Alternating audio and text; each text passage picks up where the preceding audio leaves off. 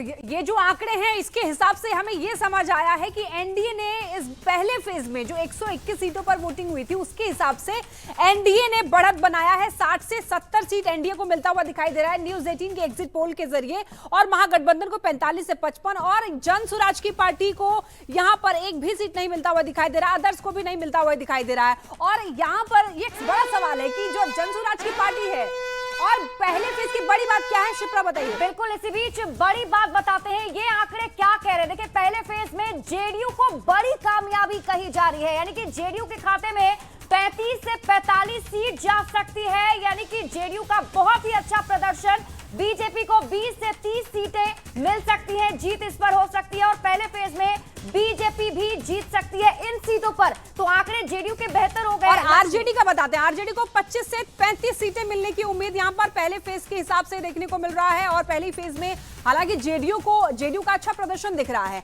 लेकिन कांग्रेस की बात कर लें तो कांग्रेस को 5 से 10 सीट मिलती हुई दिखाई दे रही है, और लेफ्ट को भी 10 से 15 सीटें मिलती हुई दिखाई दे रही है न्यूज 18 के सर्वे के अकॉर्डिंग। वही एलजेपी चिराग पासवान की पार्टी को लगभग 5 सीट मिलती हुई दिखाई दे रही है। आरएलएम को, उपेंद्र कुशवाहा की पार्टी को 1 सीट मिलता हुआ दिखाई दे रहा है। शिप्रा, बिल्कुल, और देखिए लगातार हम आपको आंकड़े भी दिखा रहे हैं, और अच्छी बात यहां पर ये दिख रही है कि एनडीए की तरफ से बढ़त बरकरार है। पहले फेज में 60 से 70 विधानसभा की सीटों पर एनडीए को जीत मिल सकती है। महागठबंधन 45 से 55 तक का आंकड़ा छू सकता है। जेएसपी यानी कि जन स्वराज जो है 0 और अदर्स तो 0 है ही। सबसे बड़ी बात यह है कि जो पहला जो चरण था लक्ष्मी, वो फाइनल चरण माना जा रहा था, इसलिए क्योंकि पहले चरण में अगर अच्छी जीत किसी की होती है तो उसी की सरकार बनेगी। जया का रुख कर लेते हैं। जया, क्या कुछ और आंकड़े आपके पास? देखिए शिप्रा, क्योंकि लगातार एग्जिट पोल के जो आंकड़े आ रहे हैं वो हम अपने दर्शकों तक रख रहे हैं, और लगातार हम ये भी बता रहे हैं कि ये पहले चरण का एग्जिट पोल हम अपने दर्शकों को बता रहे हैं, क्योंकि दूसरे फेज के लिए, आखिरी फेज के लिए वोटिंग खत्म हो चुकी है 122 सीटों पर। वो आंकड़े भी अपने दर्शकों के सामने रखेंगे, लेकिन पहला चरण जिसमें 121 सीटें थी उनके फिलहाल ये आंकड़े हैं, और इन आंकड़ों के जरिए ये समझा जा सकता है कि एनडीए के लिए अच्छी खबर है। जैसा कि आप भी जानकारी दे रही थी कि पहले फेज में जेडीयू के खाते में ज्यादा सीटें हैं। चिराग पासवान को लेकर थोड़ी चिंता कही जा सकती है, क्योंकि दावा बहुत ज्यादा हो रहा था। 29 सीटें कुल उनकी हैं और उनके ऊपर एक बहुत बड़ी जिम्मेदारी है, और ऐसे में क्या बड़ी खबर है, लक्ष्मी बताएंगे। बिल्कुल जया, और देखिए लगातार आप आंकड़े तो बता ही रही हैं, हमारे साथ गेस्ट पैनल भी जुड़ा हुआ है, तो उनसे भी एक रिएक्शन ले लेते हैं। और शुरुआत सबसे पहले बीजेपी प्रवक्ता मयंक जी से करेंगे, क्योंकि उनके लिए तो एग्जिट पोल में अच्छे आंकड़े दिख रहे हैं, 60 से 70। मयंक जी।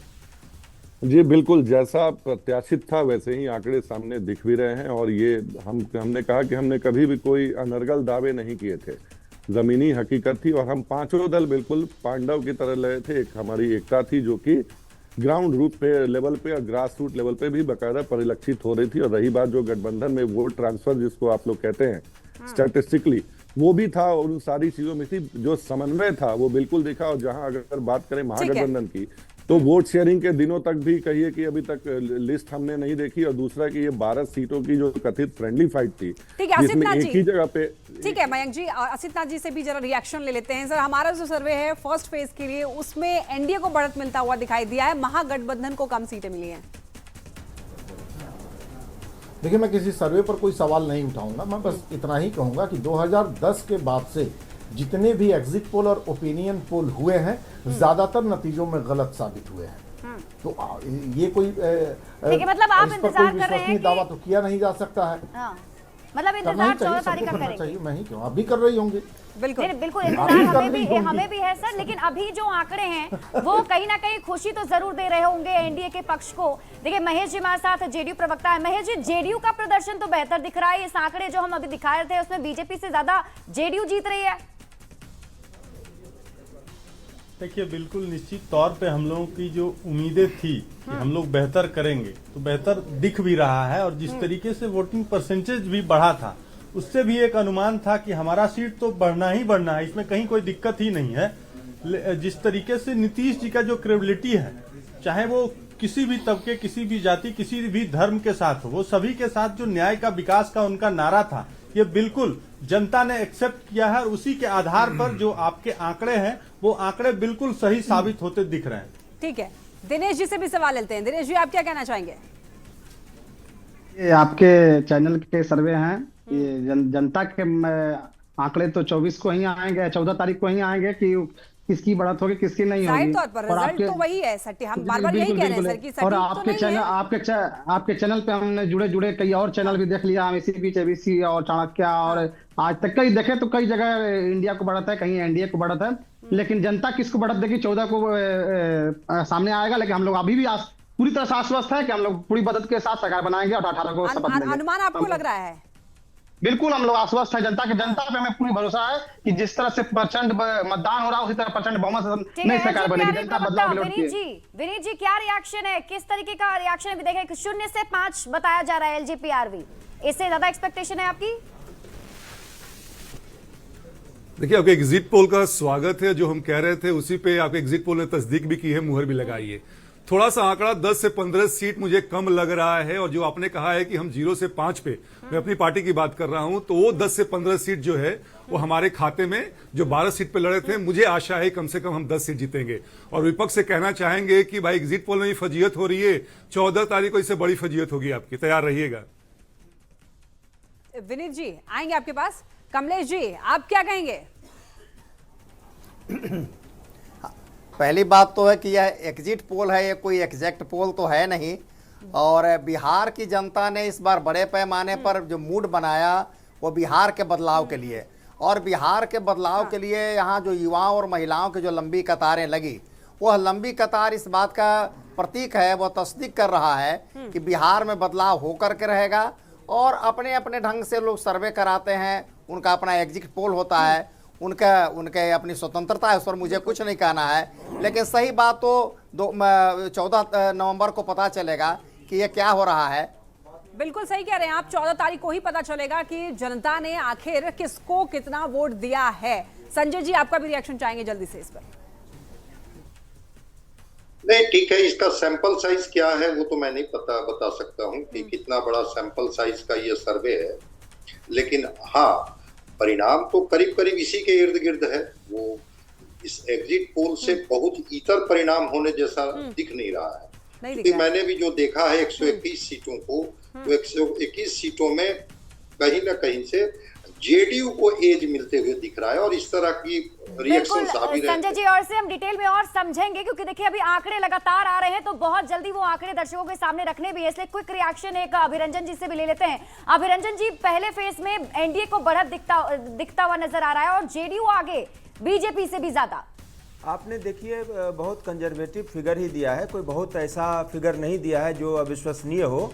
60 जो है हाफ मार्क होता है 121 का, और पिछली बार भी एनडीए को 60 सीटें थी और महागठबंधन को 61 सीटें थी इन 121 सीटों में, और आप अपर उसमें 70 तक दे रही हैं, तो बहुत ज़्यादा भी नहीं है, और ये मुझे लग रहा है कि ठीक है शायद। और ये जो बात है ना कि जेडीयू को ज़्यादा सीटें मिल रही हैं, तो जेडीयू की पहले चरण में सीटें ज़्यादा थी भी, 57 सीटों पर जेडीयू ने लड़ा था और 48 सीटों पर जो है भाजपा ने लड़ा था। तो मैं देख रहा हूं कि जेडीयू को जो ज्यादा सीटें आप दिखा रही हैं, वो हो सकता है इस कारण से हो क्योंकि फर्स्ट फेज में जेडीयू की सीटें बीजेपी से ज्यादा थी। ठीक है, लौटूंगी आप लोगों का कमेंट फिर से लूंगी। तो ये पहला फेज और पहले फेज का हम लोग आपको ये आंकड़ा बता रहे हैं, और अब आपको महागठबंधन का क्या रहने वाला है ब्रेकअप, यानी कि कौन सी पार्टी को कितनी सीटें जो है मिलती हुई दिखाई दे रही है हमारे सर्वे में, वो जरा एक बार बता देते हैं आपको। बड़े स्क्रीन पर बताएंगे, वो ब्रेकअप दिखाएंगे कि महागठबंधन के अंदर जितने भी घटक दल हैं उनके आंकड़े क्या कहते हैं। ये देखिए आरजेडी को 25 से 35 सीटें मिलती हुई दिखाई दे रही हैं पहले चरण के अकॉर्डिंग, वहीं कांग्रेस को 5 से 10, सीपीआईएमएल को 5 से 10, सीपीआई को 3 सीटें मिलती हुई दिखाई दे रही हैं, सीपीएम को 2 सीटें मिलती हुई दिखाई दे रही हैं। शिप्रा, यानी कि यहाँ पर ये ब्रेकअप हम लोग दिखा रहे हैं। और देखिए चौंकाने वाला आंकड़ा तो वीआईपी का है, क्योंकि मुकेश सैनी जो है डिप्टी सीएम का पद मांग रहे थे, और ये 0 आंकड़ा जो है यहाँ पे नजर आ रहा है। हालांकि देखिए यहाँ पर आरजेडी का परफॉर्मेंस थोड़ा बेहतर जरूर दिख रहा है, 25 से 35 सीटें आरजेडी के खाते में, और कांग्रेस 5 से 10। सीपीआईएमएल का एक बार फिर से आंकड़ा जान लीजिए, 5 से 10। पिछली बार की बात करें तो सीपीआईएमएल का स्ट्राइक रेट काफी ज्यादा अच्छा था 2020 के विधानसभा चुनाव में। एनडीए का भी दिखा देते हैं कितनी सीटें मिलती हुई दिखाई दे रही है। बीजेपी को 20 से 30, जेडीयू को 35 से 45, यानी कि यहाँ पर पहले फेज में बीजेपी से ज्यादा। और हम के पास अभी फिलहाल एक भी सीट नहीं है, लेकिन एलजेपीआरवी चिराग पासवान की पार्टी को 5 सीटें मिलती हुई हमने दिखाया है, आरएलएम उपेंद्र कुशवाहा को हमने 1 सीट मिलती हुई दिखाई है। बिल्कुल, तो ये 5 घटक दल हैं एनडीए के, और इन 5 घटक दलों में सबसे ज्यादा 35 से 45 सीटें जेडीयू के खाते में, इसलिए भी क्योंकि पहले चरण में 121 विधानसभा की सीटों पर सबसे ज्यादा जेडीयू ने उम्मीदवार उतारे थे और जेडीयू को अच्छा खासा इसमें एज मिलता हुआ लेकिन दिख रहा और ये जो ओवरऑल पिक्चर क्या है पहले फेज का, वो जरा हमारी सहयोगी की तरफ चलते हैं, जया जी बताएंगे।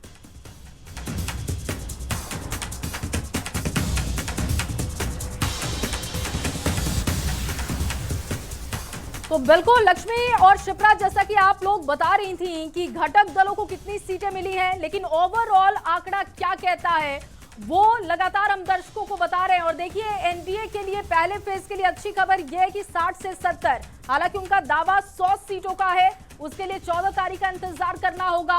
पीके की बात की जाए अभी तक शून्य, खाता तक नहीं खुला है एग्जिट पोल में। अदर की बात की जाए इनका भी खाता खुलता हुआ नहीं दिख रहा है।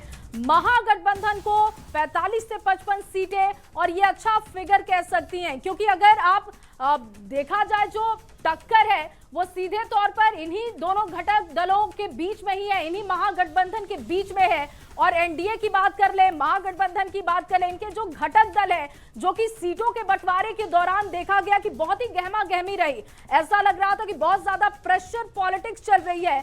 उनके परफॉर्मेंस की बात की जाए एग्जिट पोल के हिसाब से तो वो बहुत बेहतर नहीं है, लेकिन ओवरऑल देखा जाए, क्योंकि अगर आप गठबंधन में लड़ रहे हैं तो फिर जो